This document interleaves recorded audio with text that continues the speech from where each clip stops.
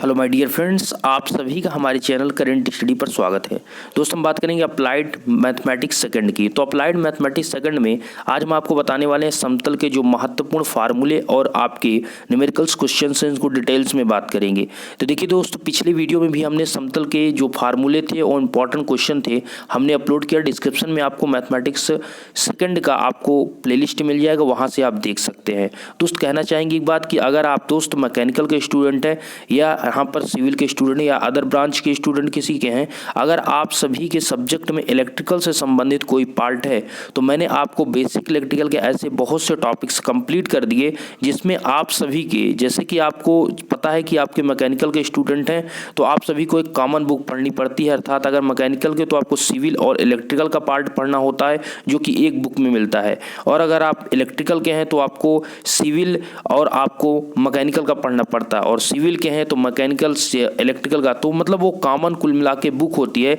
तो उस बुक्स में जो इलेक्ट्रिकल का पार्ट होता है उसमें आपके ऐसे सभी पार्ट हैं जो मैंने बेसिक इलेक्ट्रिकल इंजीनियरिंग में कंप्लीट करा दी है। तो अगर आपको उसमें दिक्कत हो रही है इलेक्ट्रिकल में तो आप उस पार्ट को देखने के लिए डिस्क्रिप्शन में आपको लिंक मिल जाएगा बेसिक इलेक्ट्रिकल का। आप जाकर जो भी टॉपिक्स आप पढ़ रहे हैं उसमें डिटेल्स में उस वीडियो को देख लीजिए, सभी कन्फ्यूजन आपका दूर हो जाएगा। ठीक है, जैसे कि आपको दोस्त हमने बताया कि आपके और भी जो सब्जेक्ट हैं वो लगातार कंप्लीट कराए जाएंगे, बट यहाँ पर धीरे धीरे आपको एक एक सब्जेक्ट को कंप्लीट कराया जाएगा। उसके बाद नेक्स्ट आपका सब्जेक्ट आएगा। जैसे फिजिक्स खत्म होता है वैसे आपको मैकेनिक्स का वीडियो आपको देखने को मिलेगा। ठीक है, तो यहाँ पर आज हम बात करेंगे मैथमेटिक्स। तो समतल का समीकरण, ध्यान से वीडियो देखिएगा दोस्त। पहला है कि समतल का लंब रूपी समीकरण अर्थात normal form of equation of a plane.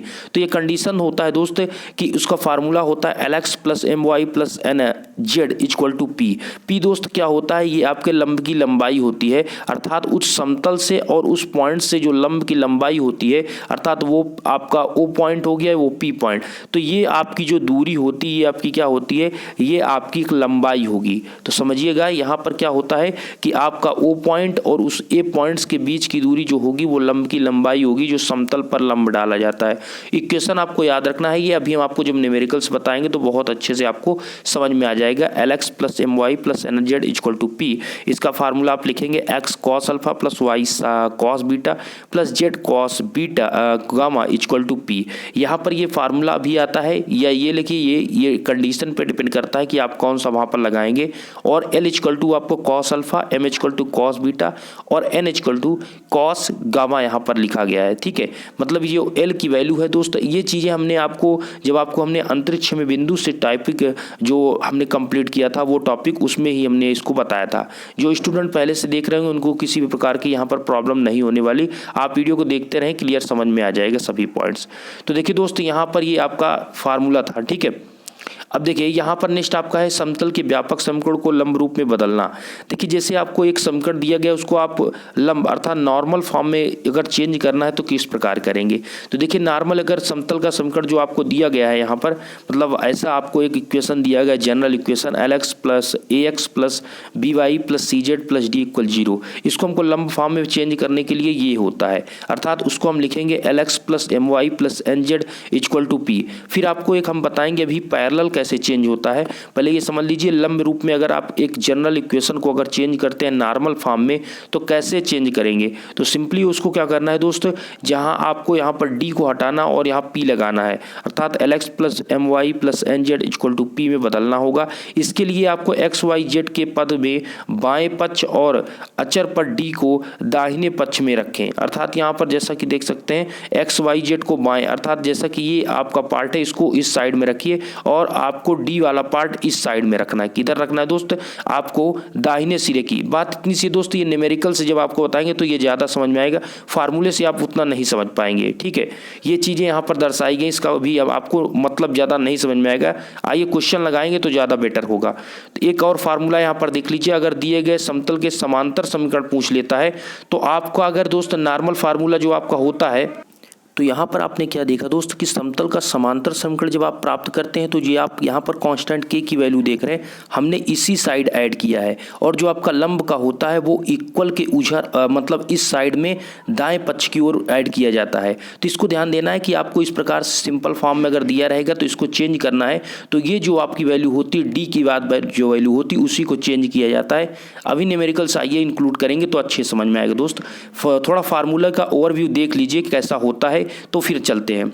अब देखिए यहाँ पर दो समतलों के परिच्छेद रेखा से जाने वाले समतल का समीकरण, इसका मतलब आप समझ रहे हैं, परिच्छेद का मतलब एक दूसरे को इंटरसेक्ट कर रहे हैं, अर्थात जो दो समतल हैं एक दूसरे को जब इंटरसेक्ट करेंगे तो उस कंडीशन में जो उसका समतल का समीकरण प्राप्त होगा वो क्या होगा। तो दो समतलों के परिच्छेद रेखा से जाने वाली समतल का समीकरण का देखिए फार्मूला ये होता है कि आपको पहला इक्वेशन ये समतल का समीकरण का दिया गया है, दूसरा आपको ये दिया गया है। ठीक है, ध्यान दीजिए समतल का समीकरण का फार्मूला दोस्तों यही जनरल फॉर्म होता है ax plus B Y plus C Z plus D equal 0। ठीक है, ये आपका समतल का समांतर अर्थात समतल का एक सामान्य जनरल फार्मूला होता है। ठीक है, ये जनरल फॉर्म में ऐसे ही होता है। तो इसमें करते क्या है दोस्तों, यहाँ पर क्या होगा कि आपका पहला इक्वेशन इस प्रकार दिया गया है a1x plus b1y plus c1z plus d1 equal 0।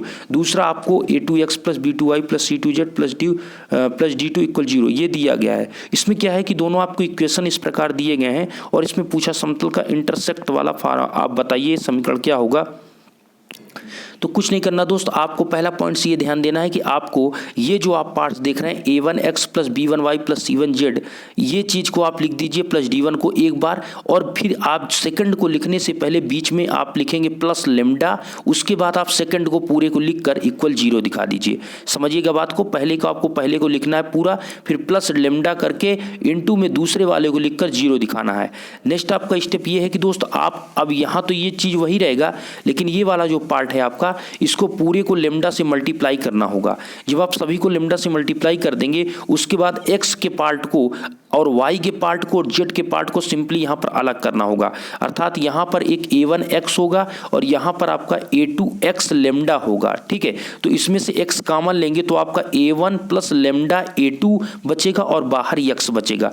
ठीक उसी प्रकार यहाँ पर b1y है और यहाँ पर b2y और साथ में लेमडा होगा, तो इसमें से जब आप y बाहर कॉमन लेंगे तो आपका b1 प्लस लेमडा b2 बचेगा और इंटू y। तो सेम इसी प्रकार आपका z होगा और फिर लास्ट में आपका यहाँ पर d1 बचेगा और ये आपका लेमडा d2 होगा, तो हमने d1 प्लस लेमडा d2 लिख दिया। दोस्तों बात देख सकते हैं ये भी आपका ax plus by plus cz plus d equal 0 के ही फॉर्म में बना, मतलब कुल मिला के लास्ट स्टेज जो आती है वो आपका समतल के समीकरण के फार्मूला जो हो इसी फॉर्म में बनना चाहिए। अब चलते हैं दोस्त, अगर आपसे पूछता है कि किसी बिंदु से समतल की दूरी अर्थात distance of a plane from a point, अर्थात किसी बिंदु से कोई बिंदु दिया गया है उस समतल के बीच की दूरी अर्थात उस पॉइंट से उस समतल के बीच की दूरी निकालना है, तो आपको सिंपली क्या करना होगा, उसके लिए कुछ नहीं दोस्त, लंब का समीकरण आपने पढ़ा है कि बिंदु x1 y1 z1 से समतल ax plus by plus cz plus d equal 0 से p की दूरी आपको निकालना है। तो p इक्वल टू होता है a1x plus b1y plus c1z plus d upon under root a square plus b square plus c square. वहाँ पर हमने आपको दोस्त बताया था जब आपने 2 पॉइंट्स का पढ़ा था तो वहाँ पर क्या था ax plus by plus c upon under root a square plus b square, आपने इतना पढ़ा था। ठीक है, लंब का जब आपने समीकरण लंब से दूरी निकाला था तो ये चीज़ था, लेकिन यहाँ पर आपका 3D में बात करते हैं इसलिए यहाँ पर a1x plus b1y plus c1z plus d upon under root a square plus b square plus c square, ये p आपकी दूरी हो गई। नेक्स्ट आपका दोस्त है कि दो समांतर समतलों के बीच की दूरी निकालना है। अगर दो समांतर समतल है उनके बीच की दूरी अगर आपको निकालना है कि कितनी बीच की दूरी है तो उसका फार्मूला होगा, पहला आपका समीकरण दिया रहेगा समतल का समीकरण पहला ax plus by plus cz plus d1 equal 0 दिया रहेगा, दूसरा आपको ये दिया रहेगा। दूरी निकालने के लिए कुछ नहीं करना, ये दोनों जो डिस्टेंस हैं इनको ये mod of d1 minus d2। अब आपका क्वेश्चन ये भी हो सकता है कि यहाँ पर मॉड ही क्यों लगाया गया है, तो हम आपको क्लियर करना चाहेंगे भी, रुकिए सुनिए हमारी पूरी कंप्लीट बात कि ये mod of d1 minus d2 upon under root a1 square b square c square. ध्यान दीजिए ये जो आपके इक्वेशन प्राप्त होंगे इसमें ये दोनों सेम रहेंगे। आप देख सकते हैं ये ax plus by plus cz, जब आप अभी क्वेश्चन लगाएंगे तब भी आप देखिएगा ये दोनों सेम रहेंगे। तो यहाँ पर क्या होगा दोस्त, d1 और d2 को ऊपर घटाना है और नीचे mod of a square b square c square. a square b square क्या है, x y और जेड का ये कोफिशिएंट अर्थात यहाँ पर गुणांक है, फैक्टर है, इस चीज़ को ध्यान दीजिए।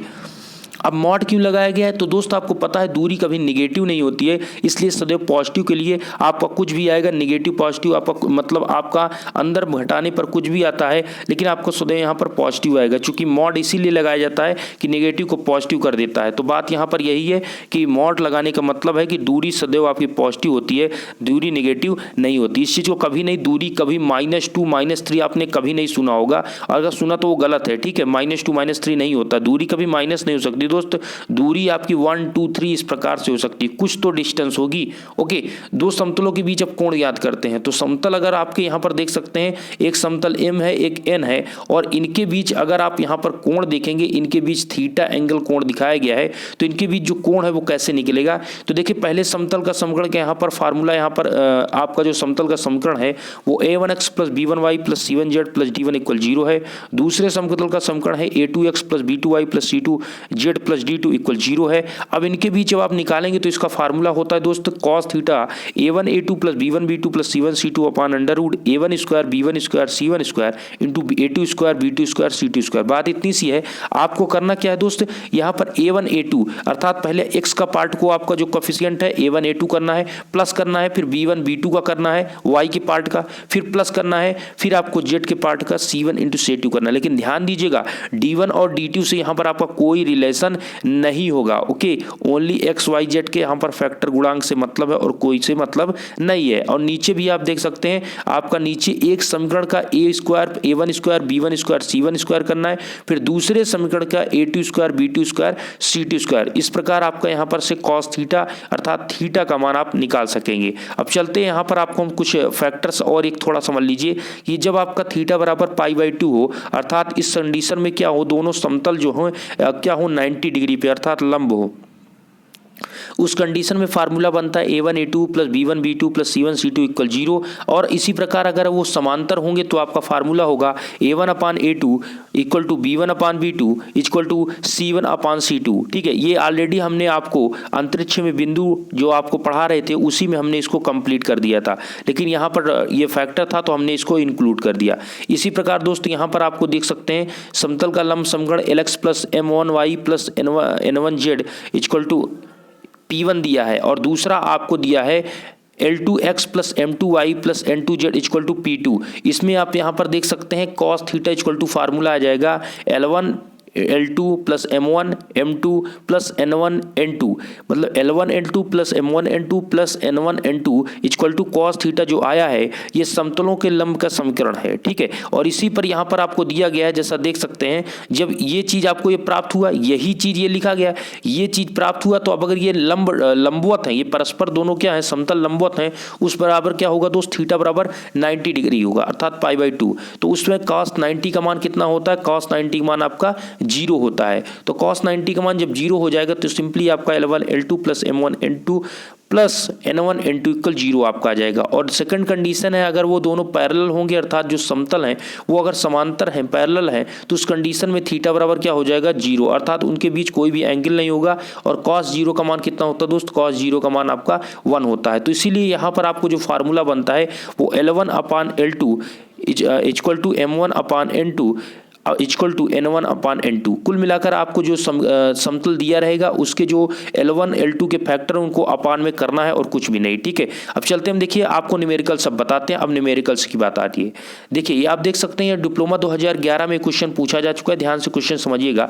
क्वेश्चन ये है दोस्तों कि समतलों के बीच न्यून कोण, या फिर आप बताइए कि कितना कोण होगा। तो अभी जस्ट हमने आपको क्वेश्चन का जो अभी जस्ट हमने आपको फार्मूला बताया वही यहाँ पर आपका पुट होगा। अर्थात अगर दो समतलों के बीच आपको निकालना है फार्मूले कोण निकालना है तो सिंपली आपको करना क्या होता है, cos थीटा = आपको फार्मूला पता है a1 a2 + b1 b2 + c1 c2 अपान में आपका उस प्रकार यहाँ पर दिया गया है। तो करना क्या है दोस्त, यहाँ पर आपको ये जो आप पहला देख रहे हैं इसमें आपका, इसमें पहला देखिए x का फैक्टर जो a1 होगा, y का फैक्टर जो आपका होगा क्या होगा, वो b1 होगा, और c का फैक्टर जो आपका z का फैक्टर वो c1 होगा। ठीक उसी प्रकार यहाँ पर आपका a2 होगा, b2 होगा और ये आपका c2 होगा। ठीक है, और ये आपके ये सभी फैक्टर्स आपको इंक्लूड करना है। तो यहाँ पर आप ध्यान से देखेंगे तो a1 की वैल्यू कितनी है, a1 की वैल्यू 2 है। इसी प्रकार b1 की वैल्यू, y का फैक्टर कितना है 1, तो इसलिए b1 की वैल्यू कितनी है 2 है। इसी प्रकार आप देखेंगे दोस्तों z की पार्ट जो आप देख रहे हैं, तो z में कितना मल्टीप्लाई है -2 से, तो इसलिए c1 का वैल्यू कितना होगा -2 होगा। अब यहाँ पर आ जाते हैं इस समतल का समीकरण में, इसमें देखेंगे आपको a2 की वैल्यू कितनी है 2 है, b2 की वैल्यू कितनी है -3 है और c3 की वैल्यू कितनी है 6, तो c3 की वैल्यू यहाँ पर 6 हो गया। देखिए यहाँ पर आपको 6 ये चीज़ और 18 से आपका कोई भी मतलब नहीं है, कोण निकालते समय इसका यहाँ पर कोई भी यूज नहीं होता है। ठीक है, इस चीज़ को बिल्कुल नहीं आप घबराइएगा कि यहाँ पर ये फैक्टर क्यों छूट रहा है, इसका क्या कोई काम नहीं। देखिए यहाँ पर आपको निकालने के लिए बस इतने की ही ज़रूरत पड़ती है। सिंपली यहाँ पर दोस्त आपको क्या करना है, अब आपको यहाँ पर रख देना है, पुट कर देना है a1 a2 मतलब 2 × 2 हो जाएगा, b1 b2 मतलब 1 × 3 हो जाएगा, c1 c2 मतलब -2 × 6 हो जाएगा। ओके, आप देख सकते हैं हमने यहाँ पर सब कुछ ऊपर कंप्लीट लिख दिया है। अब यहाँ पर दोस्त यहाँ पर देख सकते हैं नीचे √a1² b1² c1², अर्थात ये जो ऊपर वाला आप पार्ट देख रहे हैं a1 b1 c1 अर्थात 2² + 1² प्लस -2 का होल स्क्वायर। ठीक है, तो आपका सिंपली यहाँ पर आप नीचे देख सकते हैं। इसी प्रकार यहाँ पर आपका ये वाला पार्ट होगा दोस्त a2 b2 c2, तो यहाँ पर आप लिखेंगे 2² + 3² + 6²। यहाँ पर ये चीज़ इंक्लूड करने के बाद आपका ऊपर हो जाएगा दोस्त 4 और ये -3 और ये -6, तो नीचे आपका यहाँ पर ऊपर तो आपका इतना हो गया, नीचे आपका हो जाएगा 2² और यहाँ पर 2² आपका कितना हो जाएगा दोस्त 4 और यहाँ प्लस आपके 1 मतलब 9 हो जाएगा। यहाँ 36 + 9 + 4 है, तो कुल मिलाकर यहाँ पर जो ऊपर आएगा वो आपका 11 आएगा, कितना -11 आएगा, चूंकि ये 12 3 कितना हो जाएगा 15 और 15 में से 4 गए आपका -11 होगा। और नीचे आपका ये √9 और √49 आ रहा है, तो सिंपली यहाँ पर आपका दोस्त ये आपको यहाँ पर आप निकालेंगे तो यहाँ पर आपको प्राप्त होगा कितना -11/3 × 7 अर्थात कितना दोस्त 21 अर्थात -11/21 आप। लेकिन दोस्तों आप ध्यान दीजिएगा इस चीज़ को, यहाँ पर ये न्यून कोण पूछा है, तो इसलिए यहाँ पर जो आपका आंसर आएगा वो cos θ = -11/21 नहीं करना है आपको, +11/21 आपका आएगा, चूँकि न्यून कोण की बात की है। ठीक है, तो आपका जो आंसर आ गया वो क्या आ जाएगा, वो θ = cos इनवर्स कितना दोस्त 11/21। ये चीज़ आपका कंप्लीट, ये आंसर अब आ चुका है। ये पॉलिटेक्निक 2011 में पूछा गया था। नेक्स्ट क्वेश्चन इस प्रकार आपको यहाँ पर स्क्रीन पर है। क्वेश्चन ये है दोस्त कि दो समांतर समतल के बीच कोण ज्ञात कीजिए। ठीक है, कोण नहीं दोस्त, बीच की दूरी ज्ञात करना है इसमें। अभी तो आपको कोण ज्ञात किया गया था, अब दोनों के बीच डिस्टेंस जो हमने अभी आपको सभी फार्मूले बताएं उसी के बेस पर न्यूमेरिकल्स बता रहे हैं, ध्यान दीजिएगा। तो यहाँ पर दोस्त आपको क्या दूरी निकालना है, तो दोनों समतल को आपको लिखना है सिंपली। तो हम मानते हैं कि पहला समतल जो आपका है, पहला समतल है, देखिए हम इसको सिंपल तरीके में बताते हैं। ये पहले इन्होंने क्या किया है, यहाँ पर समझिए, इन्होंने ये किया दोस्त कि x1 y1 z1 + 4 आपने एक पॉइंट जो बिंदु है कि कोई बिंदु इस समतल पर है। इन्होंने कहा कि माना ये जो समतल है इस पर कोई बिंदु x1 y1 z1 अर्थात P बिंदु है, तो यहाँ पर आपको क्या करना है, x y z की जगह पर आपको x1 y1 z1 रखना है। तो ये आपको इक्वेशन प्राप्त हुआ। तो हम इसको लिख सकते हैं x1 + y1 + -z1 = -4। ओके, तो यहाँ पर ये हो गया। अब अभीष्ट दूरी निकालने के लिए बिंदु P x1 y1 z1 से समतल x + y - z + 5 = 0 पर लंब है। इनका कहना है कि जो P पॉइंट्स है इसमें क्या है, इस पर तो स्थित है, पहले समतल पर स्थित है, लेकिन दूसरे समतल से क्या है, लंब है। तो दूसरे समतल से लंब होगा तो उस कंडीशन में आपका फार्मूला बनता है क्या दोस्त, ax + by + cz + d upon √a² + b² + c², यही होता है दोस्त, अभी हमने बताया।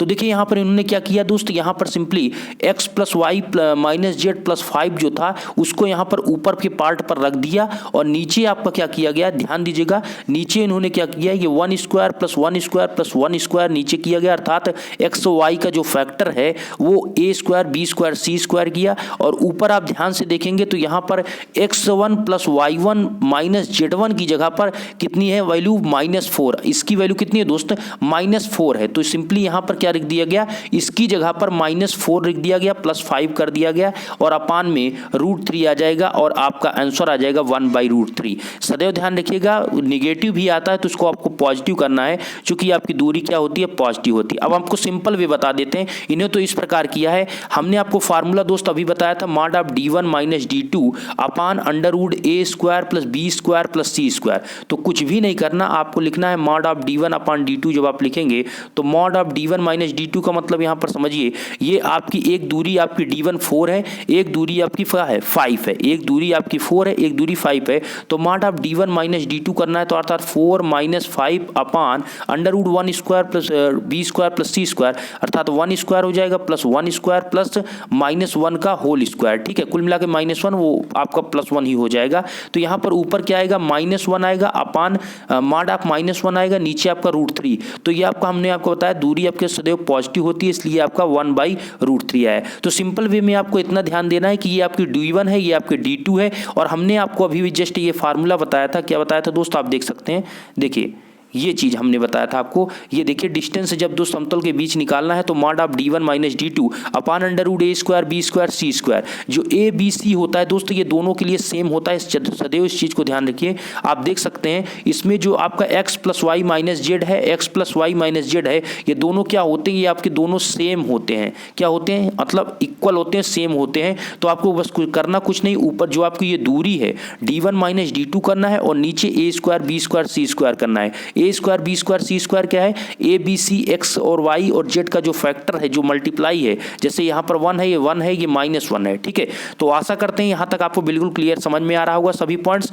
वीडियो अच्छा लगा तो वीडियो को लाइक कर सकते हैं आप। देखिए नेक्स्ट क्वेश्चन दोस्त ये है कि उस समतल का समीकरण ज्ञात कीजिए जो समतल के समांतर है और बिंदु से इतनी इकाई की दूरी पर है। बात ये, क्वेश्चन ये कह रहा है कि आप उस समतल का, उस प्लेन का इक्वेशन ज्ञात कीजिए जो इस इक्वेशन के, इस समतल के समांतर है और बिंदु 1 2 3 से इकाई दूरी पर है, अर्थात कुछ 1 मीटर की या 1 इकाई की दूरी पर है। तो सिंपल करना क्या है दोस्त कि पहला पॉइंट ये आपका यहाँ पर समझना होगा कि x - y x - 2y + 2z - 3 = 0 जो आपको दिया गया है, इसके जब समांतर है तो उसका समांतर का इक्वेशन आपको लिखना होगा। तो देखिए जब ये जो आपका इक्वेशन दिया गया है इसके समांतर का इक्वेशन लिखेंगे तो कुछ भी आपको चेंज नहीं करना है। ये जो आप -3 देख रहे हैं इसी जगह पर आपको क्या लिखना है, +λ। ध्यान दीजिए, मतलब इस इधर पर जितना भी पार्ट होगा उसको सबको हटा देना होता है। जो x y z का पार्ट रहता है उसी को लिखना होता है और जो बचता है उसके आगे आप +λ = 0 लिखते हैं। यही तो दोस्त हमने बताया था आपको, समांतर में इधर जोड़ते हैं और जो आपका लंबवत होता है तो आप = में λ आप जोड़ते हैं। ठीक है, इस चीज को ध्यान दीजिएगा। तो यहाँ पर +λ जोड़कर ये आपको समतल का, समांतर का समतल समीकरण प्राप्त हुआ। अब देखिए ये दूरी आपकी यहाँ पर नेक्स्ट आपका पॉइंट ये कहा गया कि जो समतल है वो इससे 1 2 3 अर्थात इस पॉइंट से इकाई दूरी पर है। तो सिंपली करना क्या है, ये आपका इकाई दूरी पर है तो सिंपली यहाँ पर आप इकाई दूरी पर है तो सिंपली यहाँ पर करिए क्या, इस समतल का जो समीकरण आपने निकाला है समांतर, इसी पर x y z की जगह पर x की जगह पर 1, y की जगह पर 2 और z की जगह पर 3 को पुट कर दीजिए। तो सिंपली यहाँ पर x की जगह पर आप क्या रखेंगे, ध्यान से देखिएगा, यहाँ पर आप क्या रखेंगे दोस्त, यहाँ पर देखिए ये 1 × 1 करना है, -2 × 2 करना है। ये आपका यहाँ पर x था तो सिंपली 1 × 1 ही रहेगा। ये -2 है और इंटू ये 2 हो जाएगा तो -2 हो जाएगा, 2 हो जाएगा। और यहाँ पर आपका क्या है दोस्त, ये 2 है और आपका z की वैल्यू x है, यहाँ पर कितनी है, 3 है। तो सिंपली यहाँ पर हम रखेंगे 2 × 3 और प्लस क्या है, λ।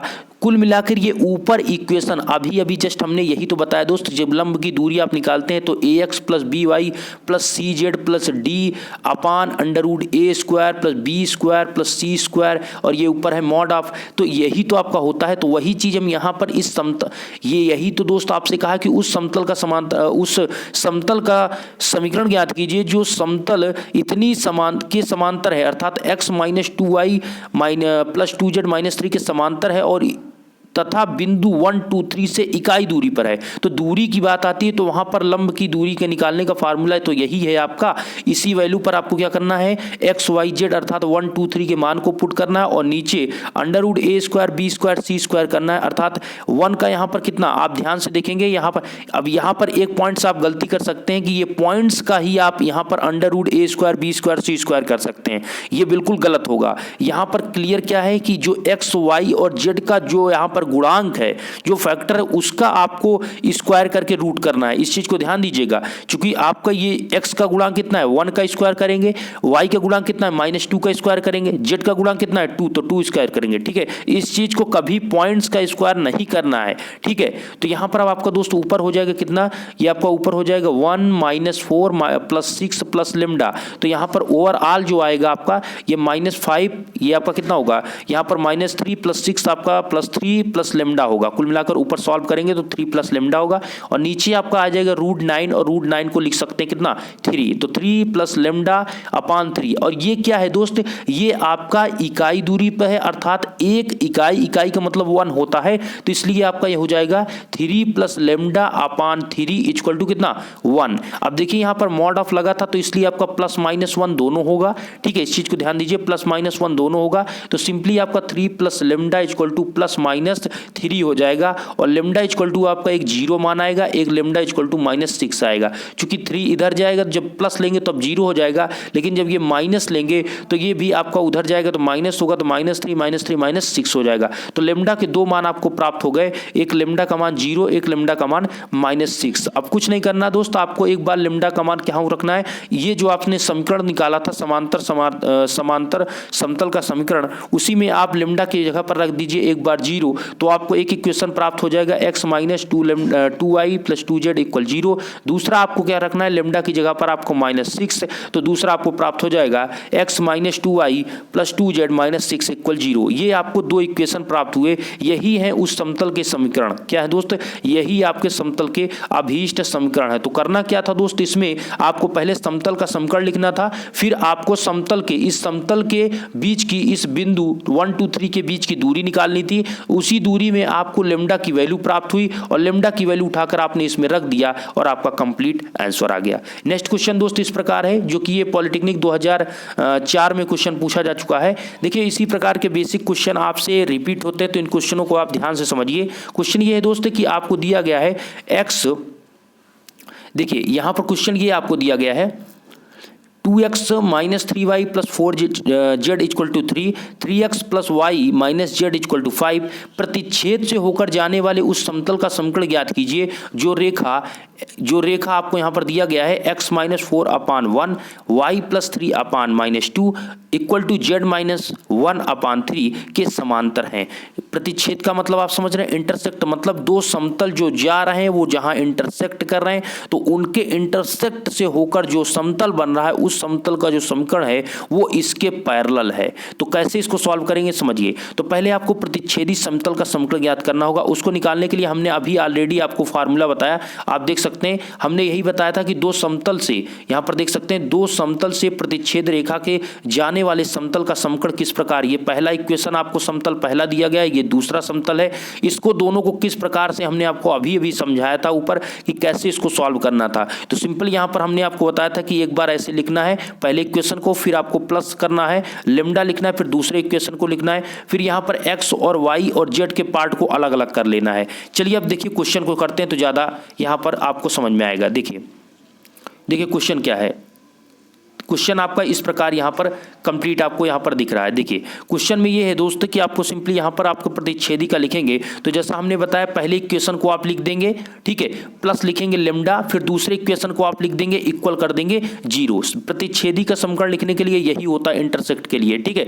तो इस प्रकार लिखने के बाद आपको क्या करना होगा, इस लेमडा को इधर से x में मल्टीप्लाई, y में मल्टीप्लाई, z में मल्टीप्लाई और इस -5 में मल्टीप्लाई, सब में मल्टीप्लाई करके लिखना है। फिर आपको जो भी आएगा यहाँ पर आपको क्या करना निकालना है, एक्स के पार्ट को अलग लिखना है, वाई के पार्ट को अलग लिखना है, जेड के पार्ट को अलग लिखना है, और जो आपका लास्ट में जो बचता है नियतांक आपका जो कांस्टेंट वैल्यू जो यहाँ पर -3 -5 लेमडा बची हुई है, इसको लिख के इक्वल 0 कर देना है। तो सिंपली यहाँ पर आप देखेंगे दोस्तों, ये आपका एक्स का पार्ट यहाँ तक 3 लेमडा एक्स होगा और यहाँ पर 2x है। तो यहाँ पर जब कॉमन लेंगे आप x, तो इसमें अंदर बचेगा 2 + 3 लेमडा। इसी प्रकार y z और इस प्रकार दिया गया। अब इसको आप सॉल्व करिए, समझिए।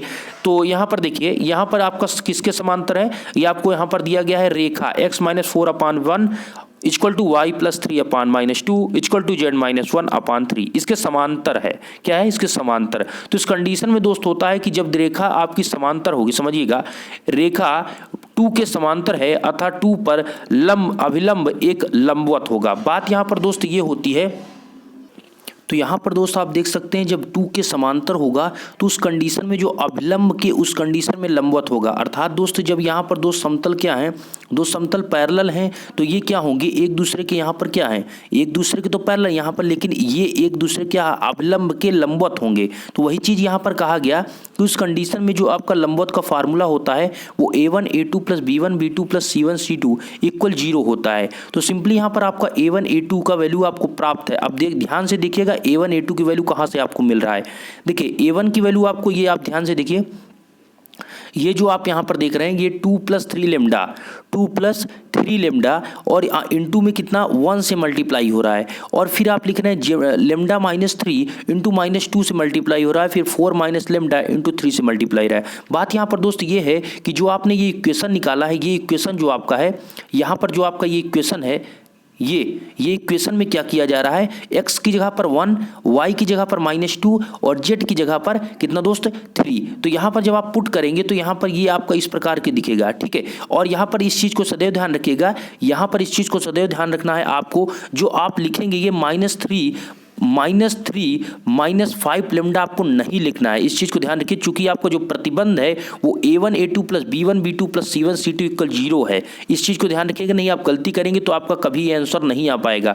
तो यहाँ पर ये आपका a1 की वैल्यू है, तो ये ना आपका नीचे a2 है, ये आपका b1 है, तो ये आपका -2 b2 है। तो यहाँ पर ये आपका क्या है, z 4 - लेमडा जो आपका है क्या दोस्त c3 है। तो आपका यहाँ पर ये चीज़ जो आपका होगा, यहाँ पर c3 नहीं तो c1, और ये नीचे वाला क्या होगा आपका c2 होगा। तो सिंपली यहाँ पर आपने पुट करके a1 b1 c1 c2 और plus a1 a2 + b1 b2 + c1 c2 = 0 करेंगे तो ये चीज़ आपको प्राप्त होगा। इसमें आपको क्या कुल मिलाकर आपको लेमडा की वैल्यू निकालना था, तो -2 लेमडा + 20 = 0 और लेमडा = आपका 10 आ जाएगा। देख सकते हैं कि आपका 20 इधर आएगा तो -20 और -2 से डिवाइड करेंगे तो लेमडा का मान 10 आएगा। कुल मिलाकर इसको मल्टीप्लाई करके इंक्लूड करना है, थोड़ा कैलकुलेशन है, इसको आप कर लीजिए, ठीक है।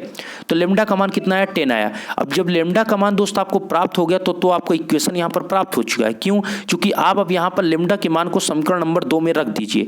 समीकरण नंबर 2 में आपको यहाँ पर पुटअप करना है। तो सिंपली आप, ये आपका इक्वेशन है, ये आपका इक्वेशन है, इसमें आप पुट करिए। ये आपका 2 + 3 लेमडा मतलब 2 + 3 लेमडा, ध्यान से देखिए यहाँ पर 2 + 3 लेमडा का मतलब है 2 हो गया, 3 लेमडा का मतलब यहाँ पर लेमडा की वैल्यू 10 है तो 3 × 10 हो गया इंटू x प्लस इसी प्रकार लेमडा -3 है तो 10 - 3 इंटू y करेंगे। फिर आपका 4 - लेमडा है, मतलब आप क्या करेंगे दोस्त, यहाँ पर आपका हो जाएगा कितना 10 - 4, या आप लिखेंगे 4 - 10 इंटू जेड। और फिर आप करेंगे आगे दोस्त, आप क्या करेंगे -3 - 5 लेमडा -3 5 इंटू 10 = 0। अब यहाँ पर इसको सॉल्व करेंगे तो आपका कितना आ जाएगा, ध्यान से देखिए, यहाँ पर आपका 30 और प्लस 32 हो जाएगा तो 32x हो जाएगा, ये 7y हो जाएगा, और यहाँ पर आपका कितना आ जाएगा -6z, और ये आपका = 53। क्यों, 5×15 और ये नहीं 5×15 नहीं दोस्त, ये आपका हो जाएगा -50 और ये -3 आपका -53 और उधर जाएगा तो +53 हो जाएगा।